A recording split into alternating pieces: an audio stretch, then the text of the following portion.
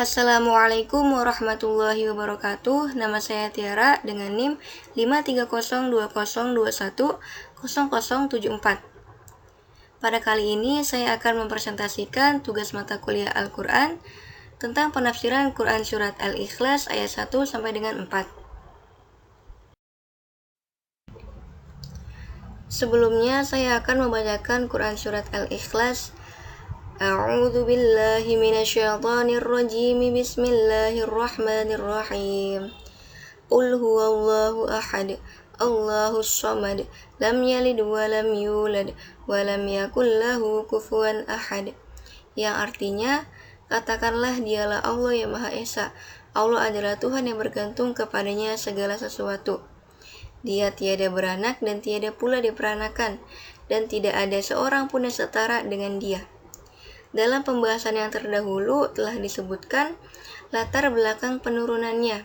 Ikrimah mengatakan bahwa ketika orang-orang Yahudi berkata, kami menyembah Uzair anak Allah, dan orang-orang Nasrani mengatakan, kami menyembah Al-Masih putra Allah, dan orang-orang Majusi pun mengatakan, kami menyembah matahari dan bulan, dan orang-orang musyrik mengatakan, kami menyembah berhala. Maka Allah menurunkan firman-Nya kepada Rasul-Nya. Nah, jadi atas bab latar belakang orang-orang jahiliyah terdahulu, Allah menurunkan firman-Nya kepada Rasul-Nya dalam Quran Surat Al-Ikhlas ayat 1 yang berbunyi Qul huwallahu ahad, yang artinya katakanlah dialah Allah yang Maha Esa, yakni dialah Tuhan yang satu, yang Esa, yang tiada tandingannya, tiada pembantunya, tiada lawannya, tiada yang serupa dengannya, dan tiada yang setara dengannya. Lafaz ini tidak boleh dikatakan secara isbat terhadap seseorang kecuali hanya kepada Allah Subhanahu wa Ta'ala, karena Dia Maha sempurna dalam segala sifat dan perbuatannya. Jadi kita tidak boleh asal menyandangi seseorang, yaitu makhluk, atas dasar sifat Maha Esa, karena sifat tersebut hanya pantas disandang oleh Allah Subhanahu wa Ta'ala, karena Dia Maha sempurna dalam segala sifat dan perbuatannya. Lanjut ke ayat kedua yang berbunyi Allahus samad, yang artinya Allah adalah Tuhan yang bergantung kepadanya segala sesuatu. Ikrimah telah meriwayatkan dari Ibnu Abbas bahwa makna yang dimaksud ialah yang bergantung kepadanya semua makhluk dalam kebutuhan dan sarana. Ali Ibnu Abu Thalhah telah meriwayatkan dari Ibnu Abbas bahwa makna yang dimaksud ialah Tuhan yang Maha sempurna dalam perilakunya, dalam artian Maha mulia yang Maha sempurna dalam kemuliaannya, Maha besar yang Maha sempurna dalam kebesarannya, Maha penyantun yang Maha sempurna dalam sifat penyantunannya, Maha mengetahui yang Maha sempurna dalam pengetahuannya, dan Maha bijaksana yang Maha sempurna dalam kebijaksanaannya. Dialah Allah yang Maha sempurna dalam kemuliaan dan akhlaknya, dan hanya Dialah Allah Subhanahu wa Ta'ala yang berhak memiliki sifat ini yang tidak layak bagi selainnya. Tiada yang dapat menyamainya dan tiada yang setara dengannya. Maha suci Allah yang Maha Esa lagi Maha menang. Al-Amasi telah meriwayatkan dari Syakik dari Abu Wa'il sehubungan dengan makna firman-Nya, yaitu ayat kedua, ialah Tuhan yang akhlaknya tiada yang bisa menandinginya.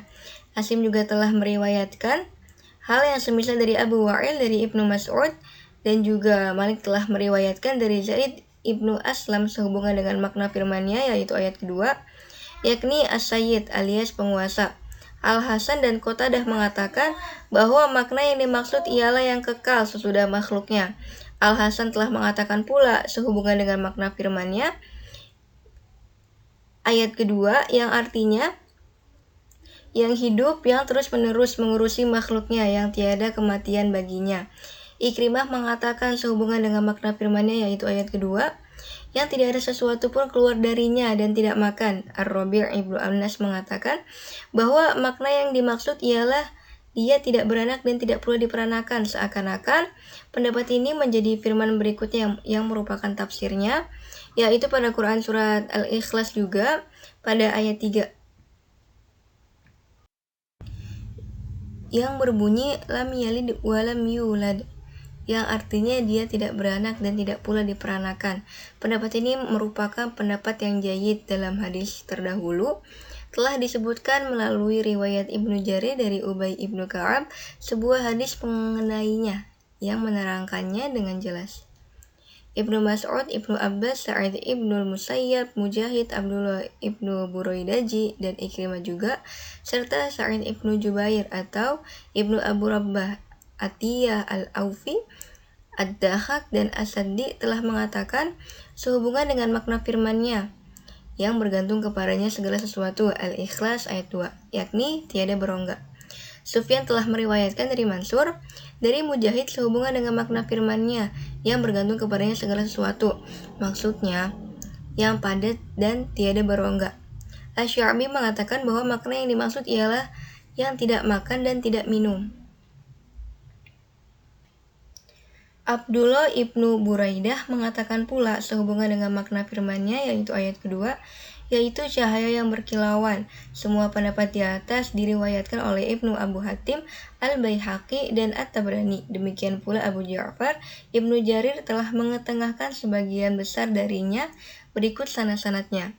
Dan sanad-sanad ini pun termasuk gharib, tetapi sayangnya hal ini mauquf hanya sampai pada Abdullah ibnu Buraidah. Al-Hafidz Abul Qasim At-Tabrani dalam kitab sunnahnya mengatakan, sesudah mengetengahkan banyak pendapat tentang tafsir As-Somad, bahwa semuanya itu benar termasuk sifat Rabb kita, yaitu yang menjadi tempat bergantung bagi segala keperluan. Dia adalah menjadi tujuan semuanya. Dia tidak berongga, tidak makan, dan tidak minum. Dan dia kekal sesudah semua makhluk fana. Hal semisal dikatakan oleh Baihaqi juga. Lanjut ke pembahasan ayat 3 dan 4 yang berbunyi lam yalid walam yulad walam yakul lahu kufuwan ahad, yang artinya dia tiada beranak dan tiada pula diperanakan dan tidak ada seorang pun yang setara dengan dia. Dia tidak beranak, tidak pula diperanakan, dan tidak mempunyai istri. Mujahid mengatakan sehubungan dengan makna firman-Nya, dan tidak ada seorang pun yang setara dengan dia, yakni tiada memiliki istri. Hal ini semakna dengan apa yang disebutkan oleh firman-Nya pada Quran Surat Al-An'am ayat 101 yang artinya dia pencipta langit dan bumi, bagaimana dia mempunyai anak, padahal dia tidak mempunyai istri, dia menciptakan segala sesuatu. Nah, jadi pada Quran Surat Al-An'am ini ayat 101 dijelaskan bahwa dialah Allah yang memiliki segala sesuatu dan dia juga yang menciptakannya. Maka mana mungkin dia mempunyai tandingan dari kalangan makhluknya yang menyamainya atau mendekatinya. Maha tinggi lagi, maha suci Allah dari semuanya. Dan juga bukan hanya pada surat Al-An'am, tetapi banyak surat-surat di Al-Quran yang merupakan penjelasan dari surat. Nah, jadi dari makna Quran surat Al-Ikhlas ayat 1 sampai dengan 4, kesimpulannya yang bisa kita lihat di sini ialah Quran surat Al-Ikhlas ini berisi tentang penegasan keesaan Allah dan sifatnya yang ahad. Tidak ada sesuatu selain Allah dan tidak ada sesuatu yang sama dengan Allah. Dan juga Allah itu tidak beranak dan tidak mungkin pula diperanakan dan juga tidak mempunyai istri. Mungkin sekian dari saya, kurang lebihnya mohon maaf. Wassalamualaikum warahmatullahi wabarakatuh.